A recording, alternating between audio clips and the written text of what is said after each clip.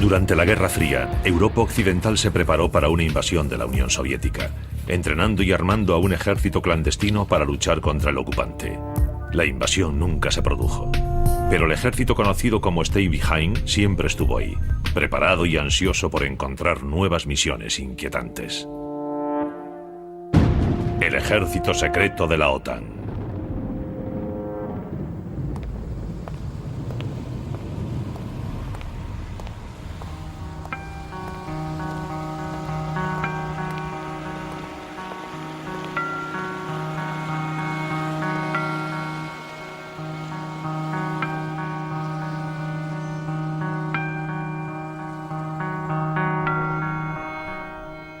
Este era el único banco de Milán que seguía abierto después de las 4 de la tarde.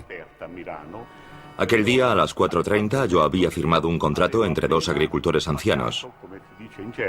Un compañero me llamó y me dijo que subiera al piso de arriba porque necesitaba unos papeles. Cuando llegué me di cuenta de que había olvidado el recibo. Abrí la ventana, intenté llamar a aquellas dos personas, pero no me oyeron.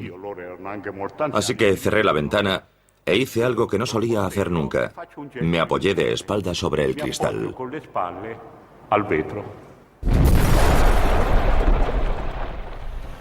A las 4:37 de la tarde del 12 de diciembre de 1969, explotaba una bomba en la sucursal del Banco Nacional de la Agricultura en la Plaza Fontana de Milán. Fue una escena apocalíptica. Muertos, heridos, cajas de seguridad abiertas. Yo me puse a gritar, ha sido una bomba, ha sido una bomba. Hasta que uno de los comisarios me tapó la boca con la mano y me sacó fuera. 17 personas murieron y 80 resultaron gravemente heridas.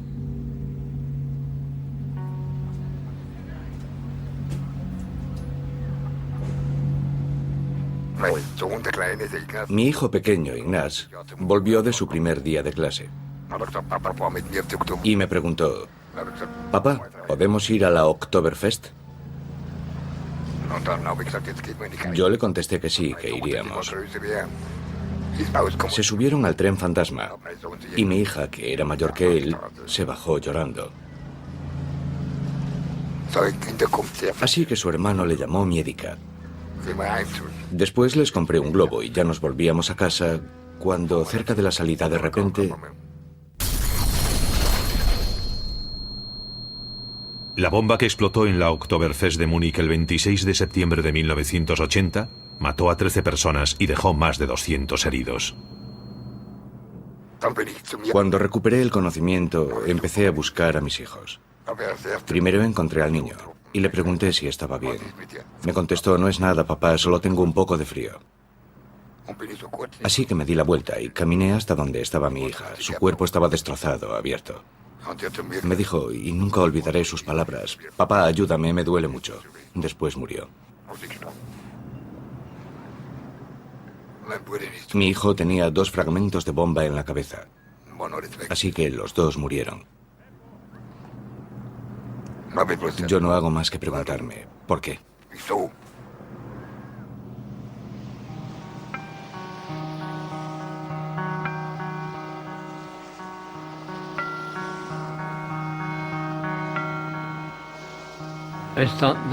La cena ya estaba lista y estábamos esperando a mi hija, a mi yerno y a sus 2 hijos. El sábado nos reuníamos toda la familia y de repente oí un tiroteo en el supermercado del Heis. Salimos corriendo a la terraza y mi mujer gritó: «Mis hijos, mis hijos». Le dije que se calmase. Fui a ver lo que pasaba. Las puertas del supermercado estaban abiertas de par en par y la gente intentaba salir. Yo quería entrar contracorriente, pero la gente me decía que no lo hiciera, que habían disparado sobre los clientes. Después me dijeron que habían matado a toda mi familia. El 9 de noviembre de 1985, un grupo de hombres armados abrió fuego en el supermercado del Heis, en Aalst, Bélgica. Hombres, mujeres y niños fueron tiroteados. 8 murieron y 8 resultaron heridos. Nadie lo entendió. No era una acción típica de gángster. Los gángsters no matan niños. Lo haces si te ordenan que lo hagas. Igual que máquinas. La masacre fue solo uno de los 16 asombrosos ataques similares perpetrados entre 1982 y 1985, que serían conocidos como masacres Brabant. En total, 28 personas murieron y 20 resultaron heridas. A día de hoy, los asesinos todavía no han sido identificados. René de White cree que alguien tiene mucho interés en que nunca lo sean. Si descubriésemos a los asesinos, probablemente también descubriríamos otras cosas. Durante un periodo de casi 15 años, Europa se vio sacudida por una serie de ataques terroristas. Las vidas de miles de personas cambiaron por completo. Pero a día de hoy, estas atrocidades siguen siendo un misterio. La bomba colocada en la Plaza Fontana de Milán fue uno de los peores ataques, pero 40 años después nadie ha sido condenado por este crimen.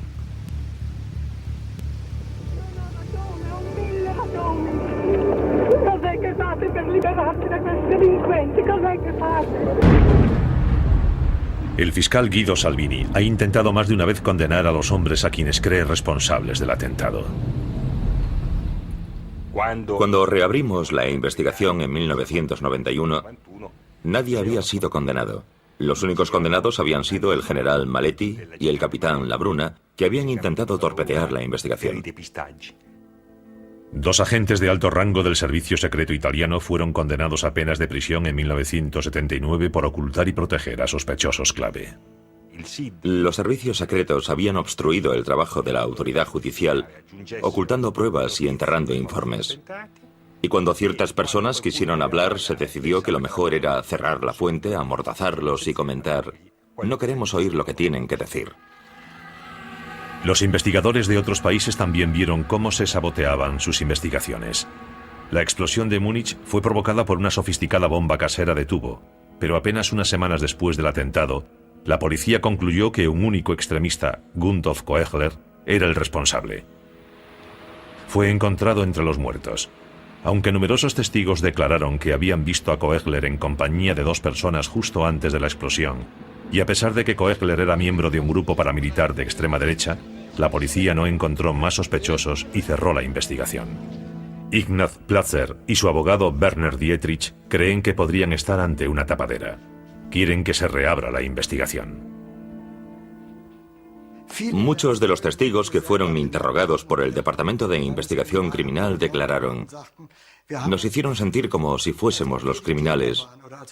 Nos interrogaron con tal dureza que tuvimos la impresión de que los investigadores tenían su propia teoría y que nuestras pruebas, que la contradecían, no eran bienvenidas y, por lo tanto, fueron tachadas de irrelevantes o poco fiables.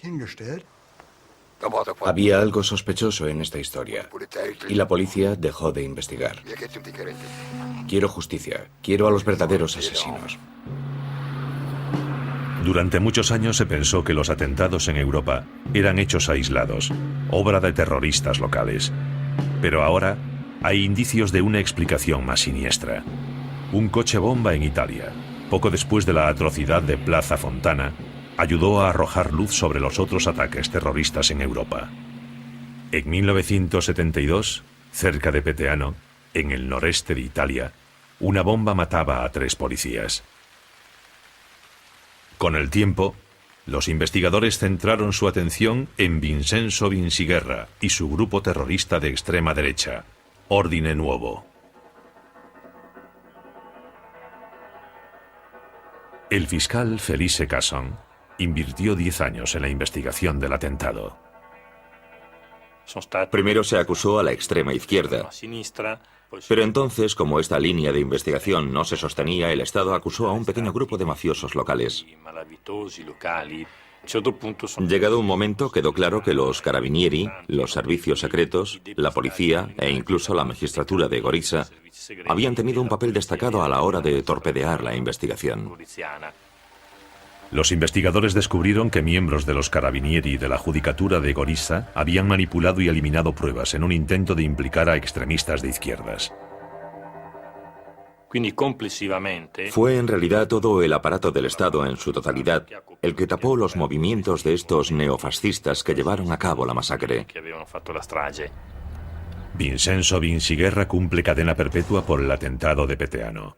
Pero cuando declaró ante el tribunal a mediados de los 80, mantuvo que él y su grupo de derechas estaban protegidos y financiados por una organización más importante en la sombra, relacionada a los más altos niveles con los servicios secretos del ejército. En su momento las declaraciones de Vinciguerra fueron desoídas, pero Casson, que le había llevado a juicio, siguió investigando. En 1990 tuvo acceso a los archivos del Servicio de Inteligencia Militar italiano y descubrió inesperadamente documentos que revelaban una organización de alto secreto. Descubrimos la existencia de una estructura clandestina secreta dirigida por el jefe de los servicios secretos italianos, cuyo nombre en clave era Gladio Stay Behind. Casson descubrió documentos que relacionaban a esta fuerza misteriosa con la OTAN.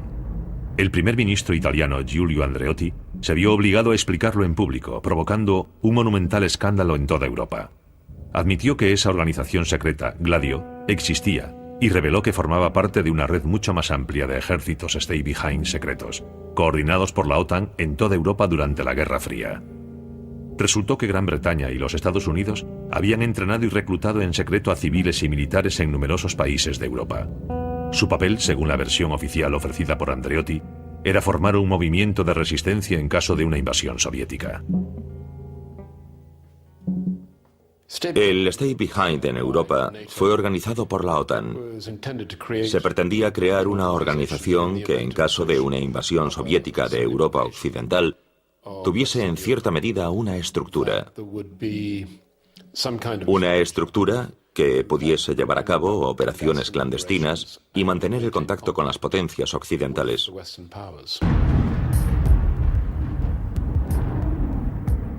Era una época muy diferente de la actual. Estábamos todavía en plena Guerra Fría, estábamos en plena confrontación entre el este y el oeste.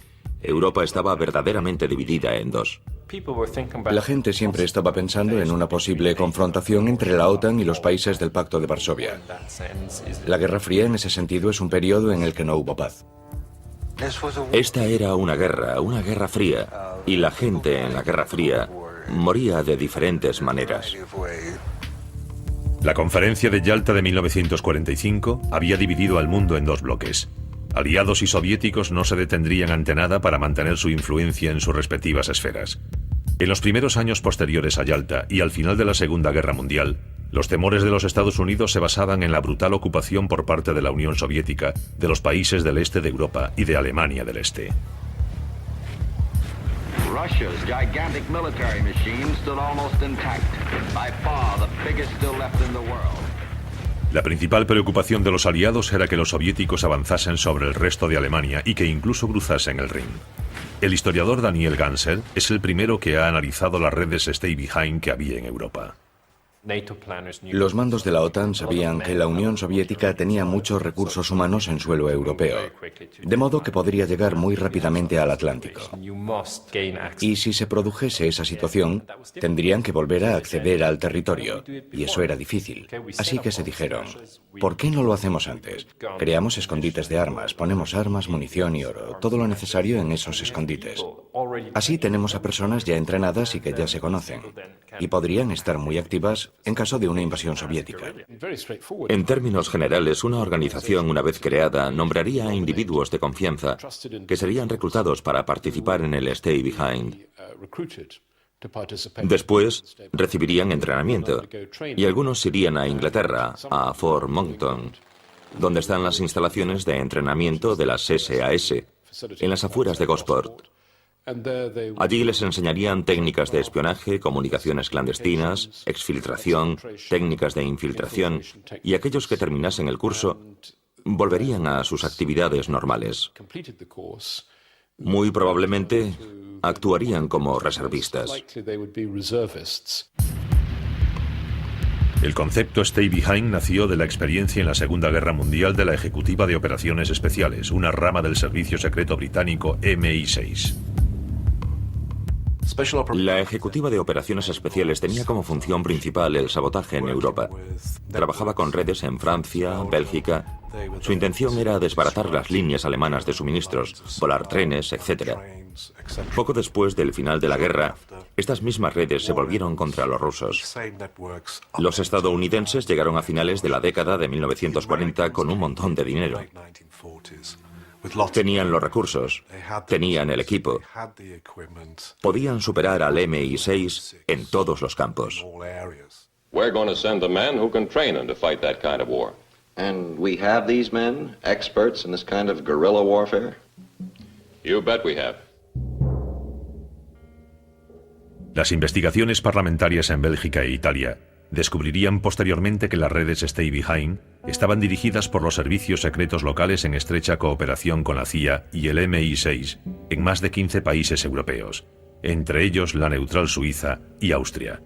En cada país, la red tenía su propio nombre: Gladio en Italia, SDRA8 en Bélgica. En Alemania se llamaba Überrollagenten.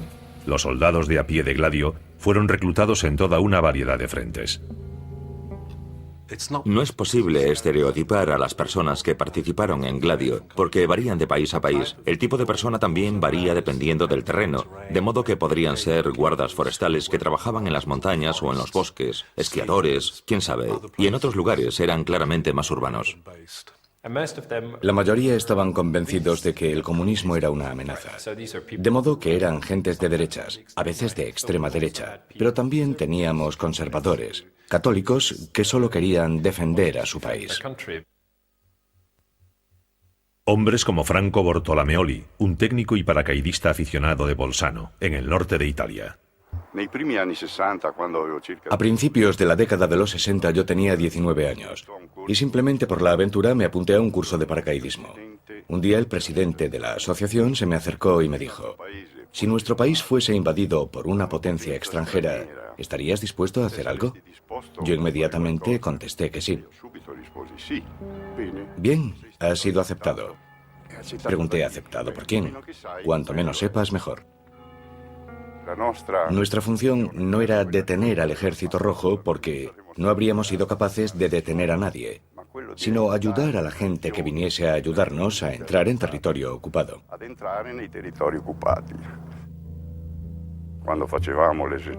Durante el entrenamiento, nos dijeron que un día concreto, a 1 hora y 1 minuto concretos, llegaría un avión del que saltarían 1 o 2 equipos de soldados, ingleses o americanos, fuerzas especiales que entrarían en acción. La hipótesis era que tal vez tendrían que tomar un cuartel del ejército invasor. Al igual que en Italia, la red belga Stay Behind se entrenaba en secreto durante maniobras militares regulares. Jean-Claude Marlet era el comandante del cuartel de Bielsam. En los años 80, esta era la sede de las maniobras de entrenamiento anuales del ejército belga, denominadas Oesling. En las maniobras Oesling participaban efectivos de Bélgica, de Luxemburgo y de las fuerzas especiales estadounidenses destinadas en Alemania. De modo que había efectivos tradicionales, pero también secretos, efectivos ocultos, efectivos con motivaciones y técnicas extremadamente confidenciales. Eran unas maniobras prácticamente secretas. Sin embargo, se realizaban dentro de actividades absolutamente regulares. Pero lo que ocurría durante las maniobras era otra cosa.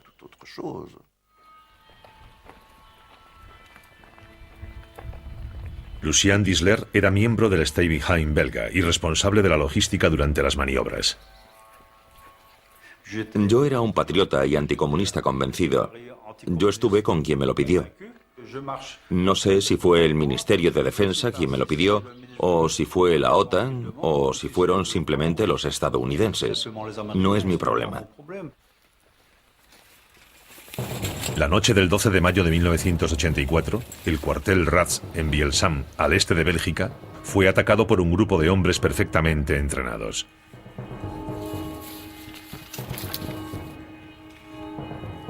Un centinela fue abatido por el fuego de las ametralladoras y se robaron centenares de armas.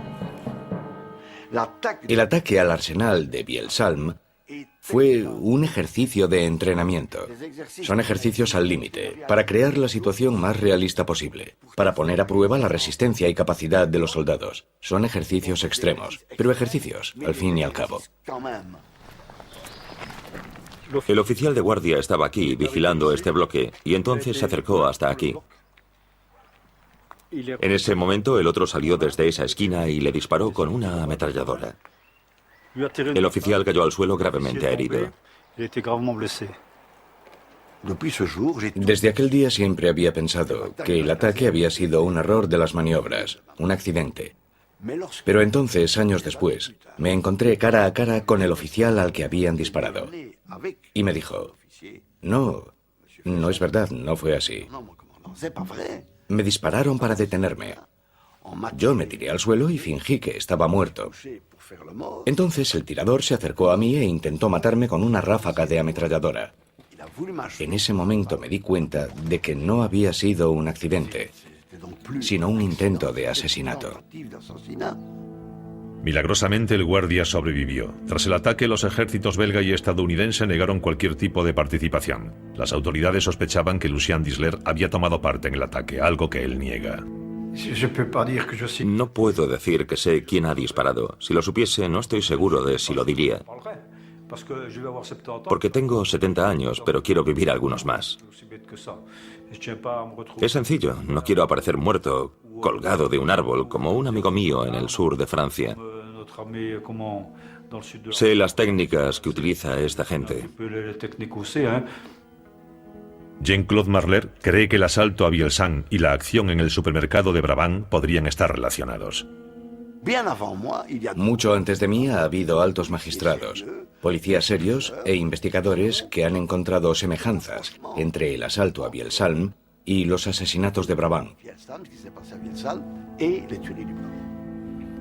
Yo he analizado minuciosamente la forma en que intentaron matar al centinela de Vielsalm y cómo murieron algunas de las víctimas de Brabant. Se trata de asesinos extremadamente lúcidos, perfectamente organizados, fríos, con un modus operandi totalmente militar.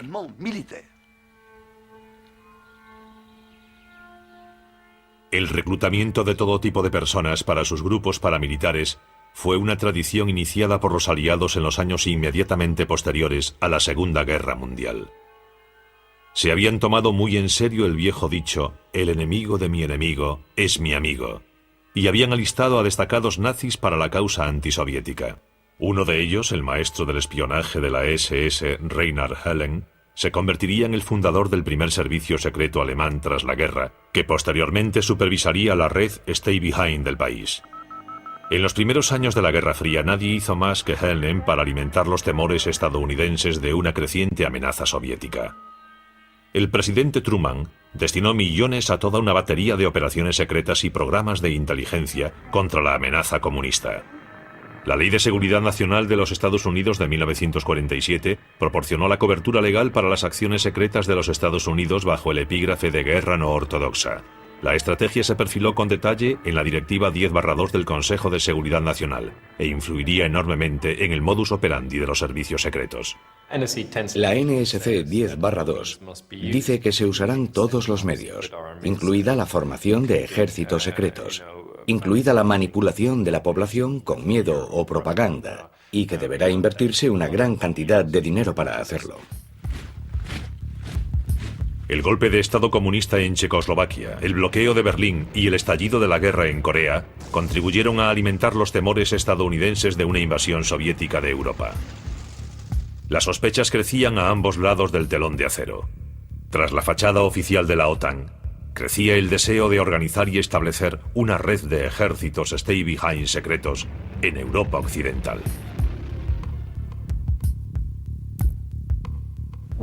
¿Qué hacían las redes Stay Behind mientras esperaban la invasión rusa? Pues entrenar y participar en la política local. Y ahí es donde vemos el impacto más importante y más dañino de estas organizaciones Stay Behind en los países de Europa Occidental. En los años de posguerra, los partidos comunistas de Europa Occidental experimentaron un enorme aumento de popularidad. Su relación con sus camaradas soviéticos era muy preocupante. En aquella época, Peter Schischel dirigía la oficina de la CIA en Berlín.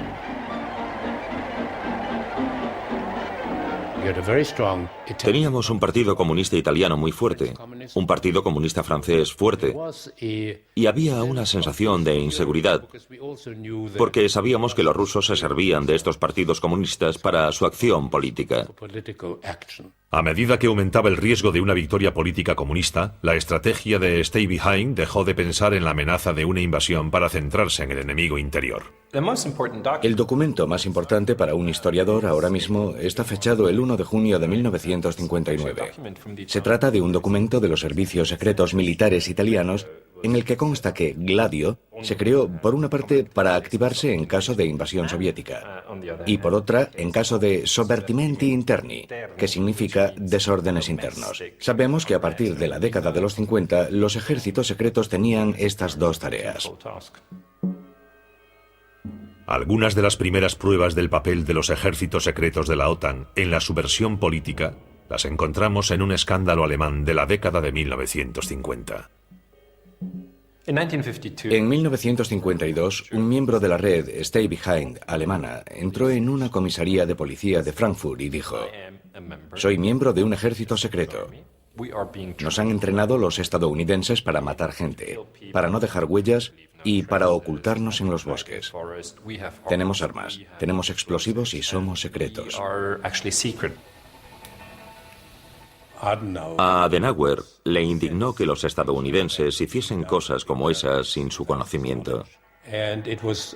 No es que yo me hubiese opuesto a que se hiciese, pero habría tenido más cuidado a la hora de elegir a la gente. El hombre que entró en aquella comisaría de policía en 1952 era Hans Otto, exoficial de la SS, que se había alarmado por el rumbo que estaba tomando su unidad Stay Behind.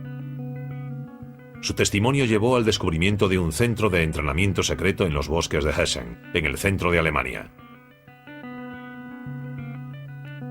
Pero lo que más sorprendió a los investigadores fue que los paramilitares parecían tener encomendada una misión política más siniestra.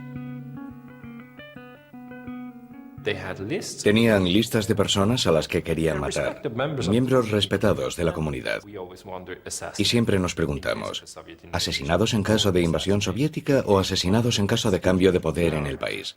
Y en ese momento, todo el mundo pensó que habría una investigación minuciosa del Stay Behind alemán.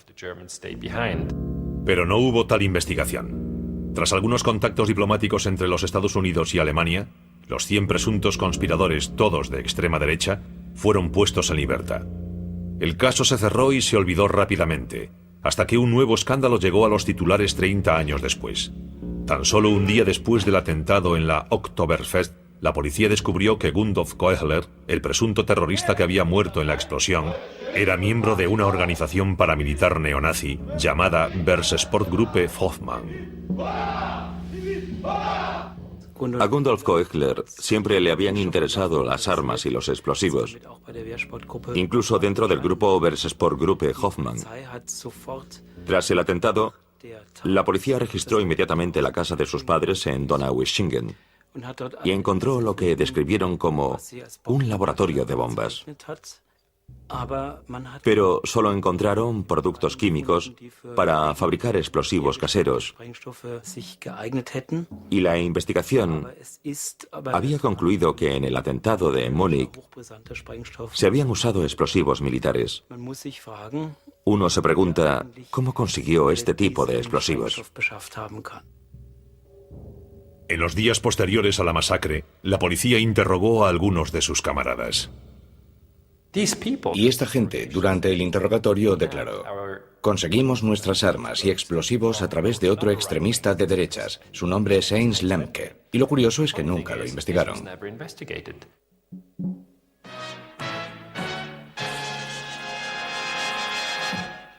Guten Abend, meine Damen und Herren. Das Ausmaß der von Rechtsextremisten angelegten Waffenlager in der Lüneburger Heide ist größer als bisher angenommen wurde.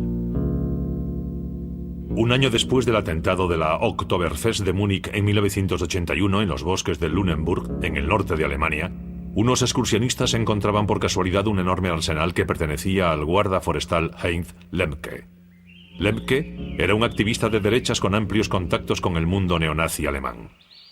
El Servicio Secreto de Alemania del Este, la Stasi, había indicado la localización exacta de los transmisores usados por los grupos Steibenheim de Alemania Occidental. Uno de ellos fue encontrado en Lüneburg, muy cerca de la casa de Lemke y de los lugares donde se encontraron las armas. Escondites de armas como esos formaban parte de una estrategia europea, eso está claro. Y si se llegase a investigar cómo había hecho Lemke todo aquello, ¿hasta qué punto tenía armas y explosivos a su disposición? ¿Y hasta qué punto eran similares o idénticos a los explosivos usados en el atentado de la Oktoberfest?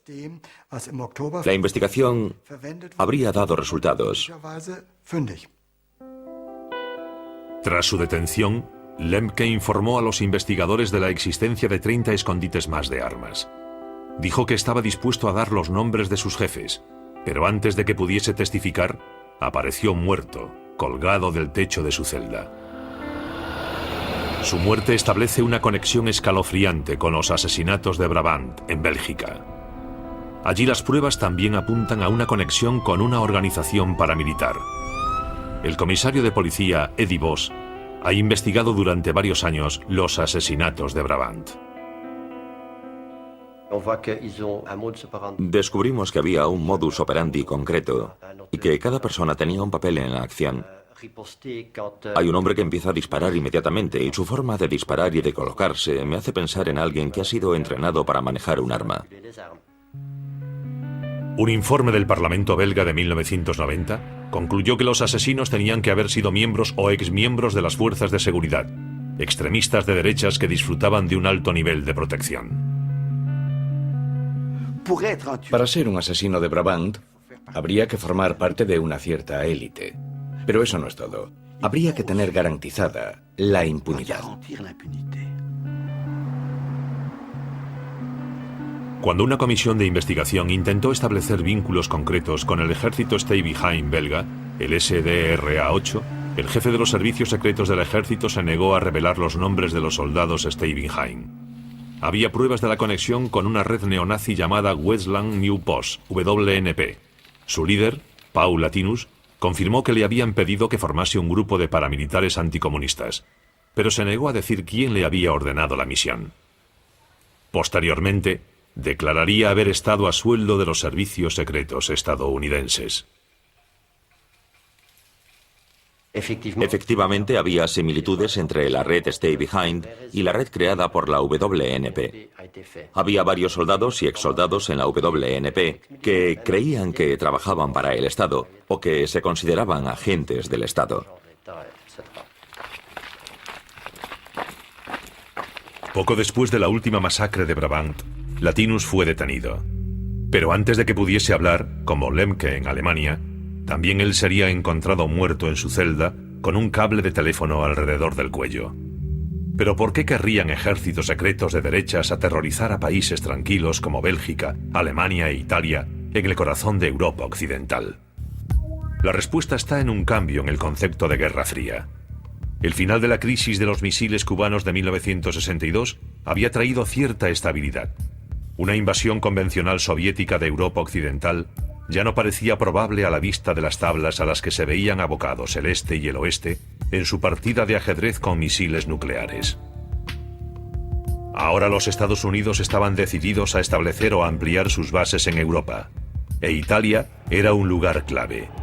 Pero la política italiana era inestable. La izquierda seguía ganando terreno y tenía capacidad para desbaratar los planes de Washington. Richard Gardner trabajó en Italia representando a varias administraciones estadounidenses durante más de 20 años.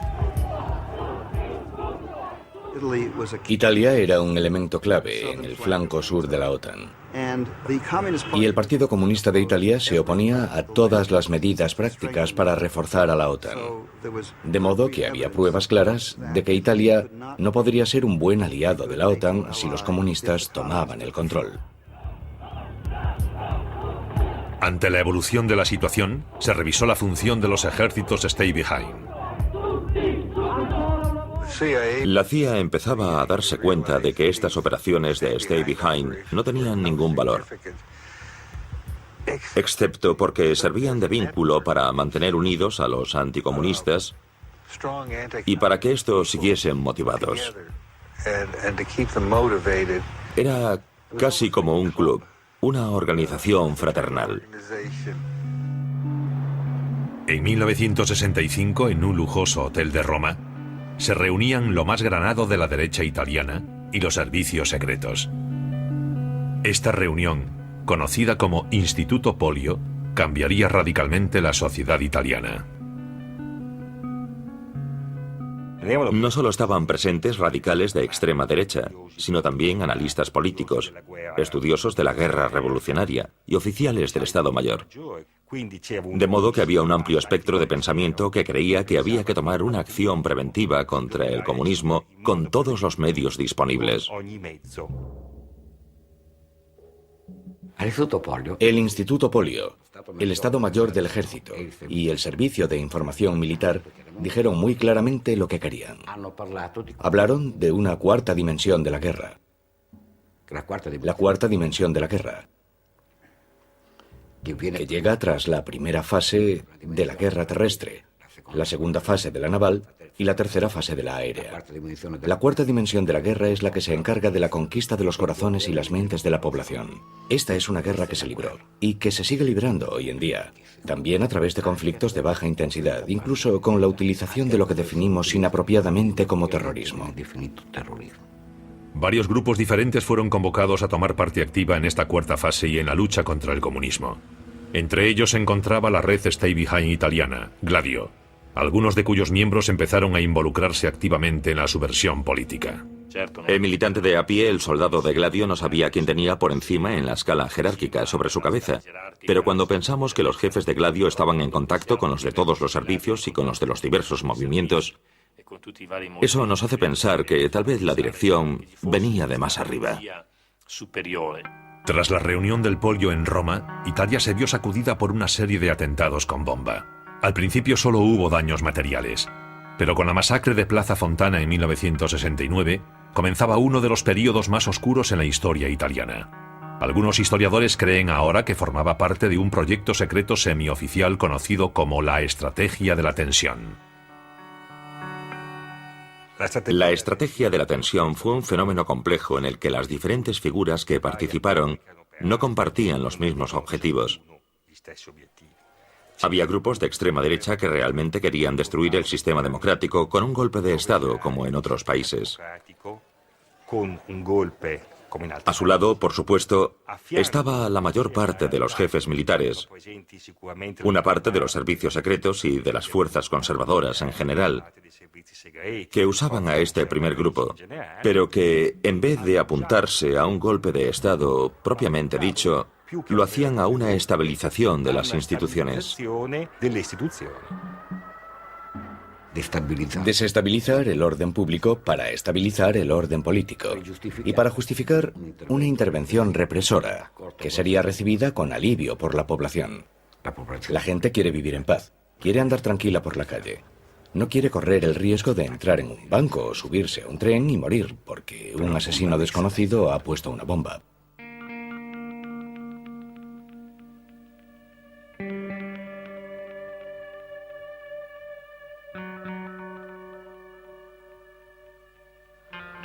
En Bélgica, el comisario de policía Eddie Vos ha llegado a una conclusión similar sobre el papel central del miedo generado por los atentados. Aquí en Bélgica teníamos soldados en casi todos los aparcamientos de las grandes superficies. Hacíamos la compra con francotiradores en el tejado. La gente tenía miedo de hacer la compra, auténtico terror. Y eso, naturalmente, se inscribe dentro de esta estrategia, que es un elemento importante del terrorismo. Bélgica tenía miedo. Una vez que el miedo atenaza a la población, puedes convencerla de que haga cualquier cosa. Los asesinatos en la Bélgica de 1980 tuvieron lugar en una época de inestabilidad política. Decenas de miles de manifestantes se habían lanzado a la calle para protestar contra los planes de los Estados Unidos de instalar nuevos cohetes nucleares en suelo belga. Fue un periodo bastante turbulento en Bélgica debido a la instalación de aquellos misiles. Hubo centenares de miles de personas que salieron a la calle y aquello no gustó a todo el mundo. La gente se dio cuenta de que Bélgica era un poco el cajón desastre de la OTAN. Y teníamos que demostrarle al gran hermano americano que éramos gente seria.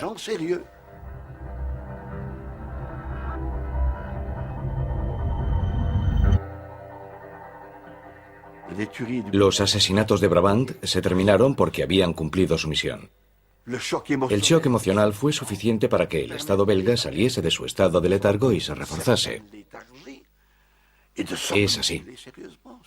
En Alemania, la bomba de la Oktoberfest también explotó en un momento crucial. El canciller del Partido Socialdemócrata, Helmut Schmidt, era considerado por algunos demasiado débil para hacer frente al terrorismo de extrema izquierda de la facción del Ejército Rojo y a los movimientos antinucleares que estaban surgiendo. Según la prensa, elementos del servicio secreto estaban decididos a llevar a un hombre de la línea dura, Franz Josef Strauss, al poder. Los investigadores creen que la Stay Behind usó la estrategia de la tensión para desacreditar a la izquierda y animar a la población, acobardada por el terrorismo, a entregar el poder a gobiernos centristas fiables en Europa Occidental, pero no en Gran Bretaña. Los servicios secretos del Reino Unido son una organización independiente y no pueden participar en política partidista. Hay muchas personas que trabajan en los servicios secretos y que son de izquierdas. Y me imagino que su participación con la derecha ha sido simplemente para penetrar en las organizaciones políticas. Los servicios de seguridad no tienen órdenes y que yo sepa nunca han saboteado organizaciones políticas. La interferencia de los servicios secretos extranjeros en la política europea tal vez sea difícil de demostrar, pero hay pruebas de su existencia en la investigación de Plaza Fontana. El descubrimiento tal vez más interesante que hicimos durante la investigación fue la relación entre las células de Ordine Nuovo, que operaban sobre todo en el Véneto, y las bases estadounidenses situadas en esa región. Visité nuestra base en Roma en septiembre-octubre de 1969 y el jefe de la base me dijo que tenía algunos problemas con inteligencia naval porque querían llevar a cabo algunas operaciones en territorio italiano, operaciones clandestinas, y parecía enfadado. Me dijo, les he dicho que no me importa que hagan sus operaciones, siempre que no interfieran con el trabajo de la CIA. Durante la investigación del atentado de Plaza Fontana, el fiscal Guido Salvini demostró la participación de Carlo Di Giglio, terrorista de la organización paramilitar de extrema derecha Ordine Nuovo e informador de la inteligencia naval de los Estados Unidos. Di Giglio era un militante de Ordine Nuovo que se ocupaba del aspecto logístico. Era un gran experto en armas y un personaje central. Este hombre frecuentaba las bases de los Estados Unidos, como la de Verona, dado que formaba parte de la red de informadores de los Estados Unidos. Les informaba sobre sus actividades y también recibía instrucciones de ellos. Así que era una especie de agente doble y todo esto nos lo contó con grandísimo lujo de detalles. Cuando se habla de Carlo Di Giglio y del papel que pudo haber tenido en el atentado de Plaza Fontana, hay que describirlo con propiedad. No como un fascista, sino como un agente de los servicios secretos, hijo de un agente de los servicios secretos. Y fueron los servicios secretos los que le impusieron que trabajase con la derecha.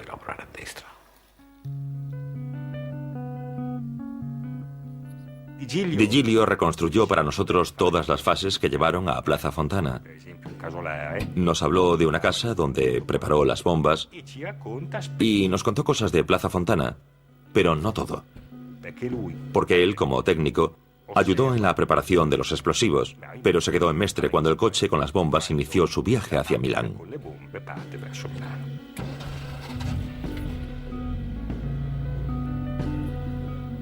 Plaza Fontana se concibió con el propósito de permitir al presidente de la República y al gobierno en ejercicio proclamar el estado de emergencia. Era un golpe de estado institucional. En 1969 el mecanismo parecía perfecto.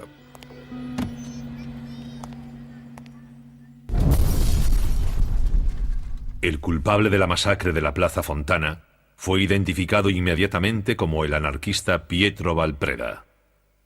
Adesso non facciamo nominativi e non mi fate stare nominativi perché indubbiamente tutto questo è ancora coperto dal segreto istruttorio. Solo posso dire questo che... Pero la opinión pública no se creyó esa teoría y sospechó que era un montaje.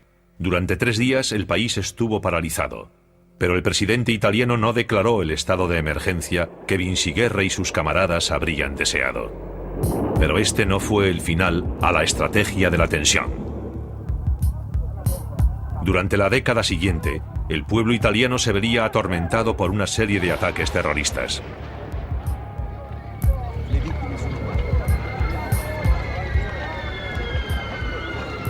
El clímax llegó con el atentado en la estación de Bolonia, que dejó 85 muertos y más de 200 heridos. Estos sucesos han llevado al terrorista Vinci Guerra a creer que los grupos de ultraderecha, como el suyo propio, estaban manipulados por el Estado. Cuando me opongo al discurso que dice que la serie de masacres que se produjeron en Italia fueron cosa de fascistas, lo hago porque sé que todos esos atentados fueron perpetrados por hombres que trabajaban para el aparato del Estado. Estaban todos relacionados con el aparato y siempre fueron protegidos y ocultados por ese aparato. A pesar de los más de 20 juicios, casi todos los acusados de participar en los ataques terroristas se habían librado de la cárcel. Hombres como Gianni Maletti, un cargo importante de los servicios secretos italianos, que fue condenado por proteger a los terroristas de Ordine Nuovo, pero que huyó a Sudáfrica antes de cumplir su condena. Odelfo Sorsi, de quien se sospecha que planeó el atentado de Plaza Fontana, pero que ahora vive en Japón. Durante años he estado convencido de que puedes cometer errores de buena fe. Al final fui yo quien cometió el error al pertenecer a esta organización. Pero llegado un momento hay que decir la verdad. En Italia muchos de los atentados terroristas todavía no se han resuelto.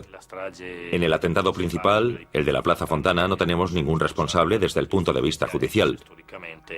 Aunque histórica y políticamente hay una verdad en los miles y miles de documentos recopilados por la comisión que investigó los atentados.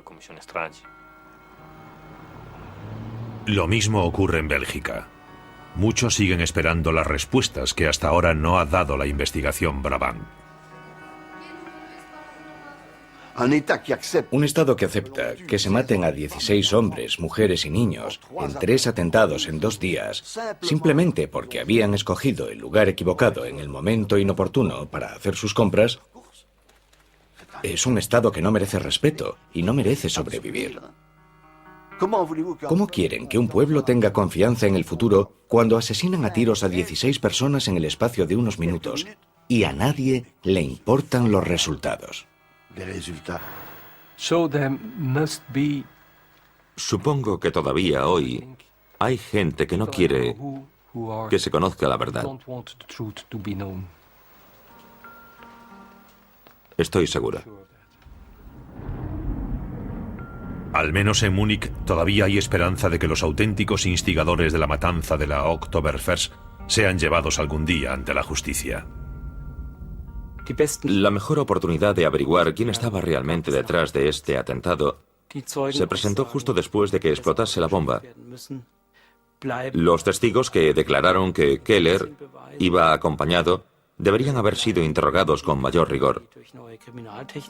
Hoy hay pruebas recogidas en el escenario de un crimen que pueden ser analizadas con los últimos métodos científicos.